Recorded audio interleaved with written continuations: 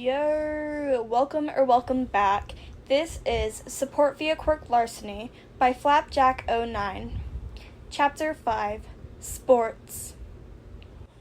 Izuku Midoriya could hardly contain his excitement as he made his way to the starting line. Today was the day of the UA Sports Festival, the day he'd been dreaming about his entire life. The day he could finally show the world what he could do.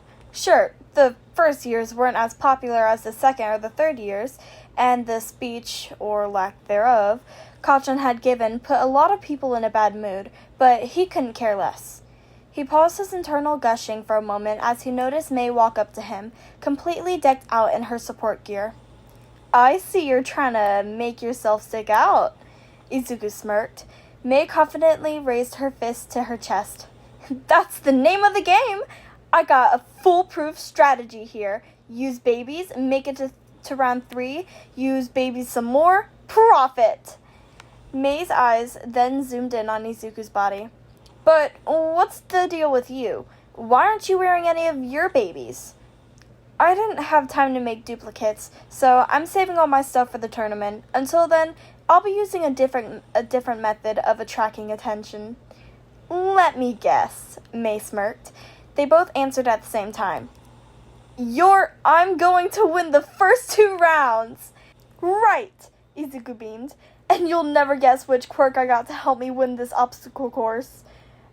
Does it turn you into pure energy or something?" "Even better," Izuku responded. Rubbing his hands together, suddenly, 2 long, white rabbit ears popped out of Izuku's hair. Mei's mouth opened in shock, then shifted into a crazed smile. "You didn't!" "Oh, I did."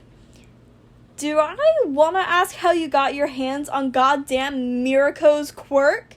Mei grinned in excitement. "I simply used my powers of persuasion to make an offer she couldn't refuse." "Bet you couldn't fight quirkless for a day." "Is that a fucking challenge?" Of course, I had no doubt she could fight quirkless. Her quirk mostly supplements her fighting style, so it would be entirely possible to function without it. Plus, she had her quirk for so long that her rabbit instincts would likely stick around even after I borrowed her quirk. But still, I should be able to use it for— "No time for quirk analysis," Mei interrupted. "The race is about to start." "Right." Izuku took a few deep breaths as he kneeled into a runner's start. "I'll see you in the second event. And I'll see you again in the third." 3, 2, 1, begin! As soon as President Mike started the race, Izuku rocketed off with the speed of a bullet, or at least he tried to. He was stopped by a traffic jam of students pushing and shoving to make their way out of the narrow tunnel. Izuku was only deterred for a moment before he decided to leap up above the crowd and start running on the student's head, doing his best to minimize how much contact his feet made to avoid hurting anyone. "Ow! Ow! Oof! Hey! Watch it!" He was not doing the best job of that. Regardless, once he got out of the tunnel, he saw a small army of robots with green plating in the distance. A few of them caught his eye for being the size of skyscrapers.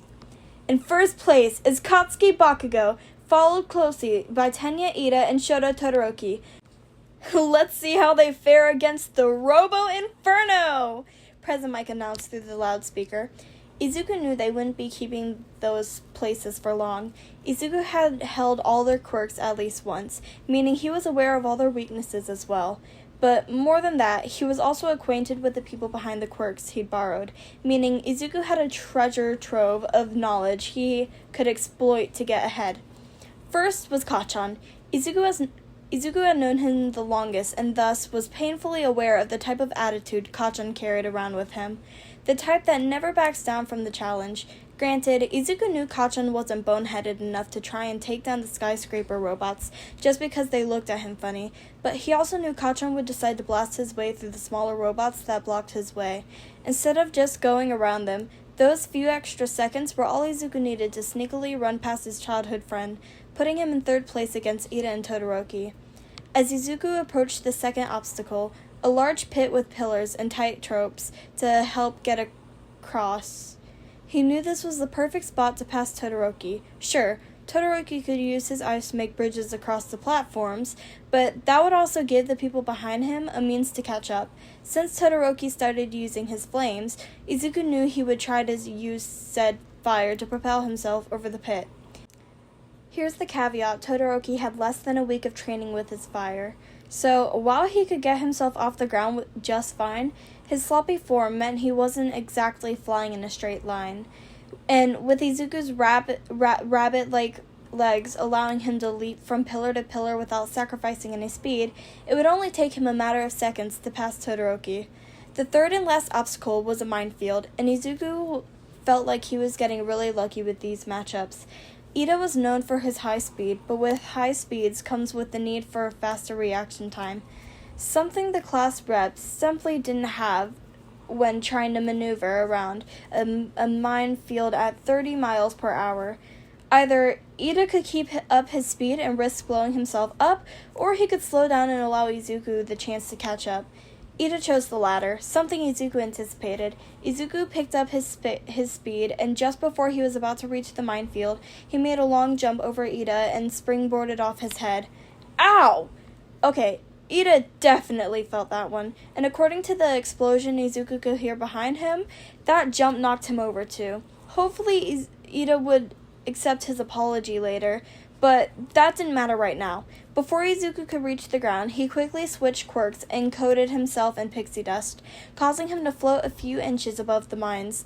And Izuku Midoriya from support course had taken the lead, but wait, he stopped in mid-air, President Mike announced. Unfortunately, Mike was right. By the time Izuku had started floating, he lost almost all his momentum from springboarding off of Ida, but Izuku had one more trick up his sleeve. Just as he anticipated, Izuku heard familiar explosions quickly catching up to him. Deku! Yelled Kacchan, propelling himself over the minefield with his explosions. Yoink! Izuku pulled on an imaginary rope, and Kacchan's explosion suddenly stopped, causing him to faceplant right onto the mines below. Kacchan's quirk was now in hand. Izuku released a huge explosion behind him, propelling him right off the minefield and past the finish line. Izuku Midoriya places first in the obstacle course. Who could have predicted this? President Mike announced. If I had to guess, just about everyone who knows him, Eraserhead replied with his trademark bored tone. 10 million points. Izuku knew he'd get some kind of advantage from winning the first round, but he wasn't expecting to be given such a double-edged sword. This could work, though. This just meant Izuku had to play defensively, and he had more than a few defensive quirks. The only problem was finding a team. Sure, he had Mei, but he still needed 2 more teammates. Just about everyone else saw his headband and avoided him like the plague. Not that he could blame them. No one likes having a target painted on their back. As he paced back and forth while Mei tuned up her air jet pack, Izuku turned while he felt a finger tap on his shoulder. Ribbit, do you want to join our team? Asked Tsuyuasui, Ochaka Uraraka standing behind her. Of course, Mei answered for him. You two made the right decision coming to us. Izuku's got a foolproof plan. What is it? Does it involve taking quirks? Asked Ochako. Izuku gathered his new team in a huddle. Alright, here's the plan. Are you gonna say anything, Ribbit? Izuku blushed in embarrassment. I was waiting for it to cut to the next scene. That way, the readers won't know our plan until we execute it. So, Bakubro, we gunning for the 10 million? Asked Kirishima, as he and his team stood in their horse formation, waiting for the second event to start. Do you like your quirk? Bakugo replied. Yeah.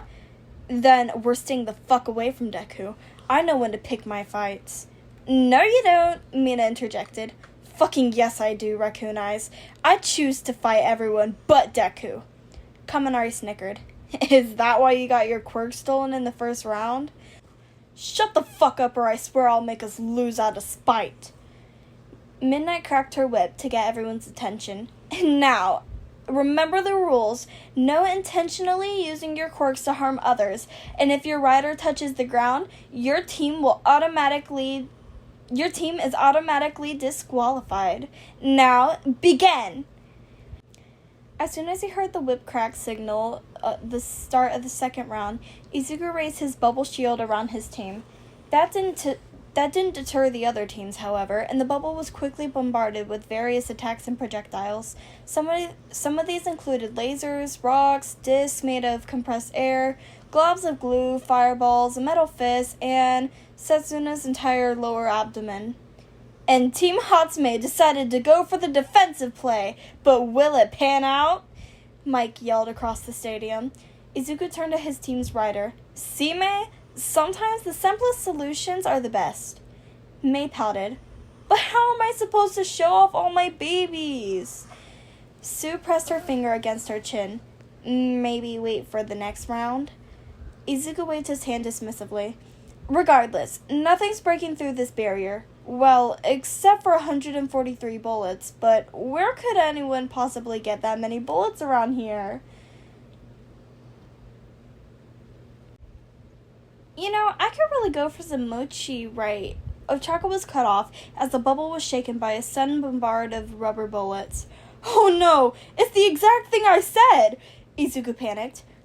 Do either of you know anyone here with a gun quirk? Mei asked Suyu and Ochako. No, it's Yaoyorozu. It looks like she took those quirk suggestions I gave her to heart, said Izuku, as he stared at the girl in question, who is currently unloading a 338 Magnum Gatling gun at them. Mei stared at Yaoyorozu in wonder. Izuku, why didn't you tell me there was a human 3D printer in this school? Because Powerloader said no plutonium without a license, but since she's here, I suggest we move straight to Plan G. Izuku stretched out his arms on either side of his body, and the bubble burst open, releasing a huge shockwave that sent all the teams surrounding them back a few feet. While all the teams were trying to regain their footing, Izuku reached out his arms and grabbed as many quirks as he could, like he was a kid in a candy store whose mother told him he could only have 2 handfuls of candy. Then, before anyone could realize what had just happened, Izuku raised the bubble shield again and turned to Ochako. Uraraka, do the thing! Ochako pressed all 5 of her fingers against the bubble, and it began to float upward like the laws of gravity personally offended it. Once it was about 6 feet in the air, Izuku coated the bubble with pixie dust while Ochako released her quirk from it, leaving it hovering high up in the air. Izuku dusted off his hands. Well, there goes our competition. Shame I didn't manage to grab Tokage's quirk. I haven't got to play around with that one yet.